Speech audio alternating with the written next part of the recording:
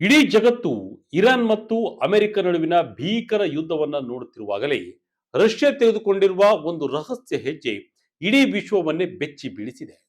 ಹೌದು ಸ್ನೇಹಿತರೆ, ತನ್ನ ಅತ್ಯಂತ ಪ್ರಭಾವಶಾಲಿ ಫ್ಲೈಯಿಂಗ್ ಕ್ರೆಮ್ಲಿನ್ ರಹಸ್ಯ ವಿಮಾನವನ್ನ ರಷ್ಯಾ ನೇರವಾಗಿ ಇರಾನ್ಗೆ ಕಳಿಸಿಕೊಟ್ಟಿದೆ.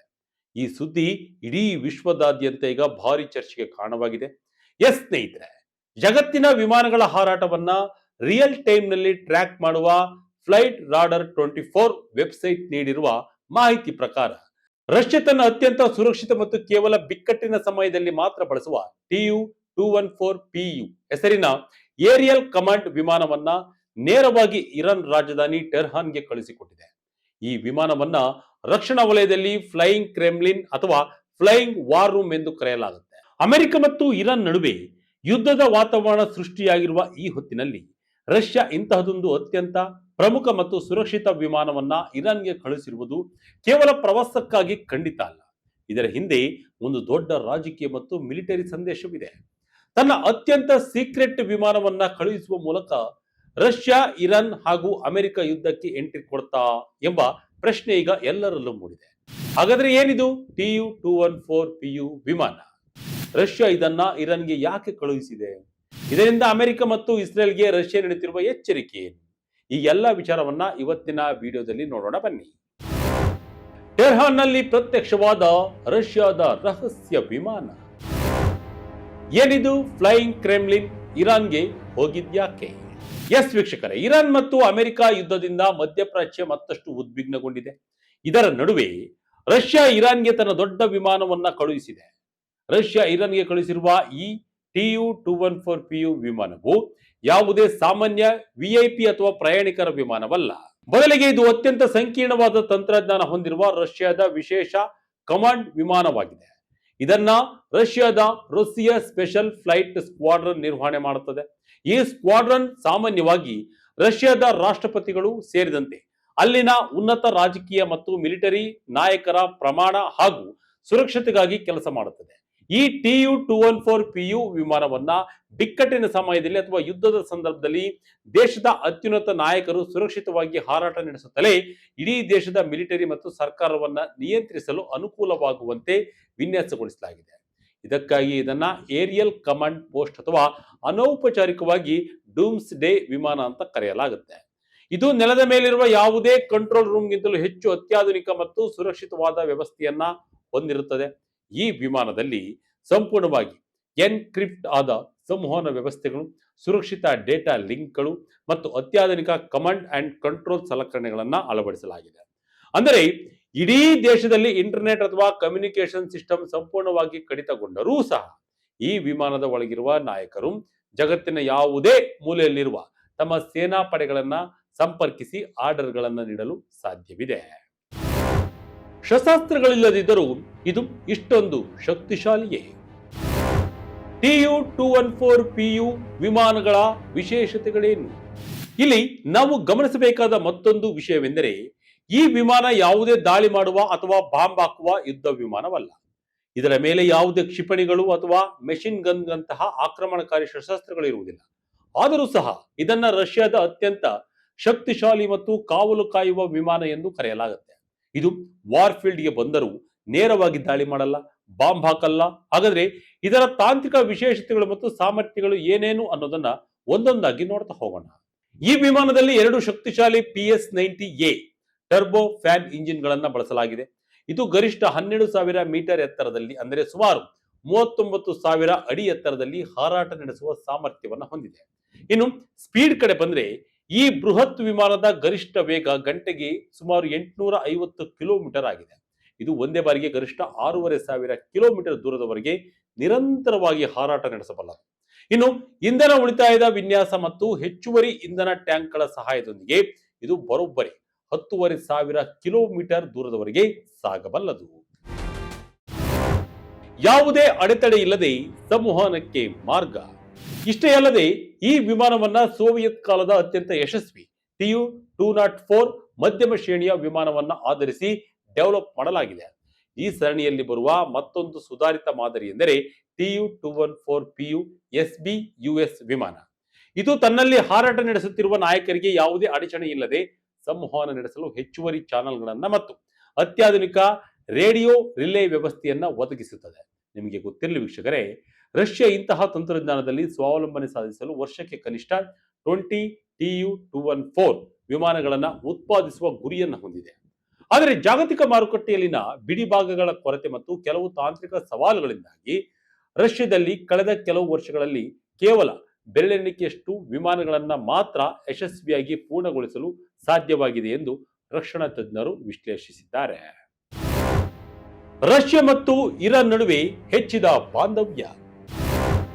ಅಮೆರಿಕ ಇಸ್ರೇಲ್ಗೆ ಮಾಸ್ಕೋ ಸಂದೇಶವೇನು? ಸ್ನೇಹಿತರೆ, ಈ ಇಡೀ ಜಗತ್ತನ್ನ ಕಾಡುತ್ತಿರುವ ಅತಿದೊಡ್ಡ ಪ್ರಶ್ನೆ ಎಂದರೆ, ರಷ್ಯಾ ತನ್ನ ಇಷ್ಟೊಂದು ರಹಸ್ಯ ಮತ್ತು ಮುಖ್ಯವಾದ ವಿಮಾನವನ್ನ ಇರಾನ್ಗೆ ಯಾಕೆ ಕಳುಹಿಸಿದೆ? ಇದರ ಹಿಂದೆ ರಷ್ಯಾದ ಅಸಲಿ ಲೆಕ್ಕಾಚಾರ ಏನಿರಬಹುದು? ವಿಶ್ಲೇಷಕರ ಪ್ರಕಾರ ಇದರ ಹಿಂದೆ 3 ಪ್ರಮುಖ ಕಾರಣಗಳಿವೆ. ಮೊದಲನೇದಾಗಿ ಬಲವಾದ ರಾಜಕೀಯ ಬೆಂಬಲದ ಸಂದೇಶ. ಇರಾನ್ ಮತ್ತು ಅಮೆರಿಕ ನಡುವೆ ಯುದ್ಧದ ಭೀತಿ ಹೆಚ್ಚಾಗಿರುವಾಗ ರಷ್ಯಾ ಇರಾನ್ನ ಜೊತೆಗೆ ಗಟ್ಟಿಯಾಗಿ ನಿಂತಿದೆ ಎಂಬುದನ್ನ ಇಡೀ ಜಗತ್ತಿಗೆ ತೋರಿಸಲು ಇದು ಅತ್ಯಂತ ಸೂಕ್ತ ಮಾರ್ಗವಾಗಿದೆ. ಇದು ಕೇವಲ ಸಾಮಾನ್ಯ ರಾಜತಾಂತ್ರಿಕ ಭೇಟಿಯಲ್ಲ, ಬದಲಿಗೆ ರಷ್ಯಾದ ಇರಾನ್ ಜೊತೆಗಿನ ಸಂಬಂಧದ ಅತ್ಯಂತ ಹೆಚ್ಚಿನ ಕಾರ್ಯತಂತ್ರದ ಪ್ರಾಮುಖ್ಯತೆ ನೀಡುತ್ತಿದೆ ಎಂಬುದನ್ನು ಸೂಚಿಸುತ್ತದೆ. ಮೊನ್ನೆ ಖಮೇನಿ ಅಂತ್ಯಕ್ರಿಯೆಗೆ ರಷ್ಯಾ ತನ್ನ ಮಾಜಿ ಅಧ್ಯಕ್ಷರನ್ನೇ ಕಳುಹಿಸಿತ್ತು. ಎರಡನೇದಾಗಿ ಅಮೆರಿಕ ಮತ್ತು ಇಸ್ರೇಲ್ಗೆ ವಾರ್ನಿಂಗ್. ಒಂದು ವೇಳೆ ಅಮೆರಿಕ ಅಥವಾ ಇಸ್ರೇಲ್ ಇರಾನ್ ಮೇಲೆ ಯಾವುದೇ ರೀತಿಯ ಮಿಲಿಟರಿ ದಾಳಿ ನಡೆಸಿದರೆ ಅದಕ್ಕೆ ಜಾಗತಿಕ ಮಟ್ಟದಲ್ಲಿ ರಷ್ಯಾ ಕಡೆಯಿಂದಲೂ ತಕ್ಕ ಪ್ರತಿಕ್ರಿಯೆ ಸಿಗಬಹುದು ಎಂಬ ಎಚ್ಚರಿಕೆಯನ್ನ ಈ ಮೂಲಕ ನೀಡಲಾಗ್ತಿದೆ. ಅಂದರೆ ಇರಾನ್ ಮೇಲೆ ಕೈ ಹಾಕುವ ಮುನ್ನ ರಷ್ಯಾ ಎಂಬ ದೊಡ್ಡ ಶಕ್ತಿ ಅದರ ಹಿಂದಿದೆ ಎಂಬುದನ್ನ ಅಮೆರಿಕ ನೆನಪಿನಲ್ಲಿ ಇಡಬೇಕಾಗುತ್ತೆ. ಆದರೆ ಅಮೆರಿಕ ಹಾಗೂ ಇಸ್ರೇಲ್ ಇರಾನ್ ಮೇಲೆ ಮೇಲಿಂದ ಮೇಲೆ ದಾಳಿ ಮಾಡುತ್ತಿವೆ. ಇದು ಯಾವ ರೀತಿಯಲ್ಲಿ ವರ್ಕ್ ಆಗುತ್ತೋ ಗೊತ್ತಿಲ್ಲ. ಮೂರನೇದಾಗಿ ಕಾರ್ಯತಂತ್ರದ ಸಮನ್ವಯ. ಈ ವಿಮಾನದ ಮೂಲಕ ರಷ್ಯಾ ಮತ್ತು ಇರಾನ್ನ ಉನ್ನತ ಮಿಲಿಟರಿ ಮತ್ತು ರಾಜಕೀಯ ನಾಯಕರು ಅತ್ಯಂತ ರಹಸ್ಯ ಮಾಹಿತಿಗಳ ಹಂಚಿಕೆ, ಜಂಟಿ ಮಿಲಿಟರಿ ಯೋಜನೆಗಳು ಅಥವಾ ತುರ್ತು ಪರಿಸ್ಥಿತಿಯನ್ನ ಹೇಗೆ ನಿಭಾಯಿಸಬೇಕು ಎಂಬುದರ ಬಗ್ಗೆ ನೇರವಾಗಿ ಚರ್ಚೆ ನಡೆಸಲು ಸಾಧ್ಯವಾಗುತ್ತೆ. ಈಗಾಗಲೇ ರಷ್ಯಾ ಇರಾನ್ಗೆ ಈ ರೀತಿ ಸಹಾಯ ಮಾಡಿದೆ. ಅಮೆರಿಕದ ಯುದ್ಧ ನೌಕೆಗಳು, ವಿಮಾನಗಳ ಮಾಹಿತಿಯನ್ನ ರಷ್ಯಾ ಇರಾನ್ಗೆ ಈ ಹಿಂದೆ ನೀಡಿತ್ತು. ಕುಟುಕಿದ ಅಮೆರಿಕ, ತಿರುಗೇಟು ನೀಡಿದ ಇರಾನ್. ವೀಕ್ಷಕರೇ, ಈ ರಹಸ್ಯ ವಿಮಾನದ ಆಗಮನಕ್ಕೂ ಮುನ್ನ ಕೊಲ್ಲಿ ಪ್ರದೇಶಗಳಲ್ಲಿ ಅಮೆರಿಕ ಮತ್ತು ಇರಾನ್ ನಡುವಿನ ಉದ್ವಿಗ್ನತೆ ಯಾವ ಮಟ್ಟಕ್ಕೆ ಹೋಗಿದೆ ಎಂಬುದನ್ನ ನಾವು ಅರ್ಥ ಮಾಡಿಕೊಳ್ಬೇಕು. ಇರಾನ್ ಮತ್ತು ಅಮೆರಿಕ ನಡುವಿನ ಸಂಘರ್ಷ ಈಗ ತಾರಕಕ್ಕೇರಿದೆ. ಮತ್ತೆ ಹಾರ್ಮುಜ್ ಜಲಸಂಧಿ ಬಂದ್ ಆಗಿದೆ. ಈ ಮಾರ್ಗದಲ್ಲಿ ಚಲಿಸಲು ಯತ್ನಿಸುತ್ತಿದ್ದ 2 ಹಡಗುಗಳ ಮೇಲೆ ಇರಾನ್ನ ಇಸ್ಲಾಮಿಕ್ ರೆವಲ್ಯೂಷನರಿ ಗಾರ್ಡ್ ಕಾರ್ಪ್ಸ್ ನೌಕಾಪಡೆಯ ವಾರ್ನಿಂಗ್ ಫೈರ್ ಮಾಡಿದೆ. ಇಂದು ಸಾಗರದಲ್ಲಿ ಉದ್ವಿಗ್ನತೆ ಹೆಚ್ಚಾಗಲು ಕಾರಣವಾಗಿದೆ.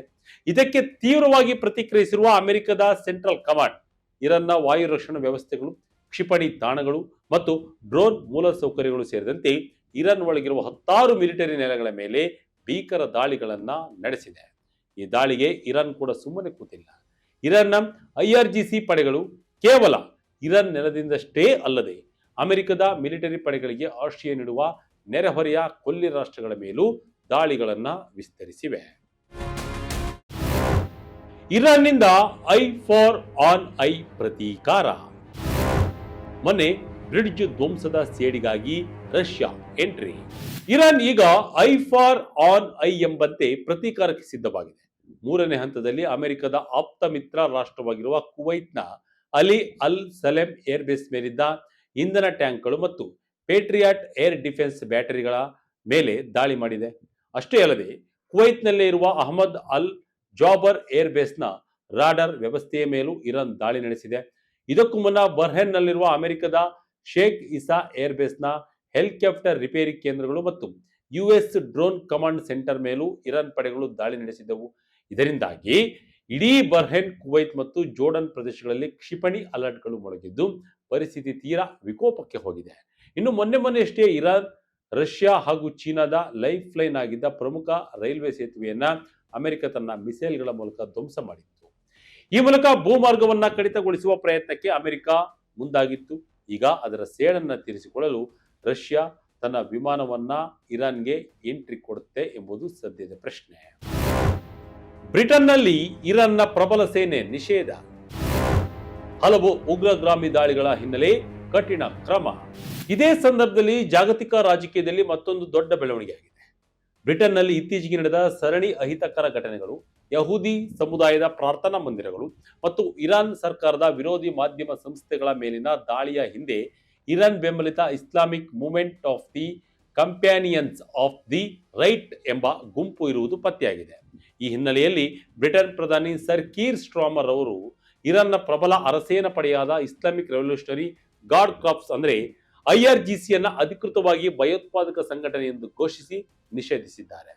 ಬ್ರಿಟನ್ ನೆಲದಲ್ಲಿ ಹತ್ಯೆ, ಬೆದರಿಕೆಗಳು ಮತ್ತು ಭಯೋತ್ಪಾದನಾ ಕೃತ್ಯಗಳು ಎಸಗುತ್ತಿರುವ ಕಾರಣಕ್ಕಾಗಿ ಈ ನಿರ್ಧಾರ ಕೈಗೊಳ್ಳಲಾಗಿದೆ ಎಂದು ಬ್ರಿಟನ್ ಭದ್ರತಾ ಸಚಿವೆ ಏಂಜೆಲಾ ಈಗಲ್ ಸ್ಪಷ್ಟಪಡಿಸಿದ್ದಾರೆ. ಇದು ಕೂಡ ಇರಾನ್ಗೆ ದೊಡ್ಡ ಹೊಡೆತ ನೀಡಿದೆ ಎಂದೇ ಹೇಳಲಾಗ್ತಿದೆ. ಒಟ್ಟಿನಲ್ಲಿ ಒಂದು ಕಡೆ ಅಮೆರಿಕ ಮತ್ತು ಇರಾನ್ ನಡುವೆ ಭೀಕರ ಕ್ಷಿಪಣಿ ದಾಳಿಗಳು ನಡೀತಾ ಇದ್ರೆ, ಮತ್ತೊಂದು ಕಡೆ ಬ್ರಿಟನ್ ಇರಾನ್ ಪ್ರಮುಖ ಸೇನಾಪಡೆಯನ್ನ ನಿಷೇಧಿಸಿದೆ. ಇಂತಹ ಸಂದಿಗ್ಧ ಪರಿಸ್ಥಿತಿಯಲ್ಲಿ ರಷ್ಯಾ ತನ್ನ ಅತ್ಯಂತ ರಹಸ್ಯ ಹಾಗೂ ಪ್ರಭಾವಶಾಲಿ ಫ್ಲೈಯಿಂಗ್ ಕ್ರೆಮ್ಲಿನ್ ವಿಮಾನವನ್ನ ಇರಾನ್ಗೆ ರವಾನಿಸಿರುವುದು ಇಡೀ ವಿಶ್ವದ ಗಮನವನ್ನ ಸೆಳೆದಿದೆ. ಶಸ್ತ್ರಾಸ್ತ್ರಗಳಿಲ್ಲದಿದ್ದರೂ ಅತ್ಯಾಧುನಿಕ ಸಂವಹನ ವ್ಯವಸ್ಥೆ ಹೊಂದಿರುವ ಈ ವಿಮಾನದ ಮೂಲಕ ರಷ್ಯಾ ಮತ್ತು ಇರಾನ್ ಜಂಟಿಯಾಗಿ ಮುಂದಿನ ಯಾವ ತಂತ್ರವನ್ನ ಹೆಣೆಯಲಿವೆ ಮತ್ತು ಬಿಕ್ಕಟ್ಟು ಎಲ್ಲಿಗೆ ಹೋಗಿ ತಲುಪಲಿದೆ ಎಂಬುದನ್ನು ಕಾದು ನೋಡಬೇಕು. ಈ ಬಗ್ಗೆ ನಿಮಗೆ ಏನು ಅನಿಸಿತು ಅದರ ಬಗ್ಗೆ ಕಮೆಂಟ್ ಮೂಲಕ ತಿಳಿಸಿ. ಇದಾಗಿತ್ತು ಈ ಕ್ಷಣದ ಅಪ್ಡೇಟ್. ಇದೇ ರೀತಿಯ ಅಪ್ಡೇಟ್ಗಳಿಗಾಗಿ Vijaya Karnataka website, YouTube page, Facebook page follow ಮಾಡ್ತಾ ಇರಿ. ಧನ್ಯವಾದಗಳು.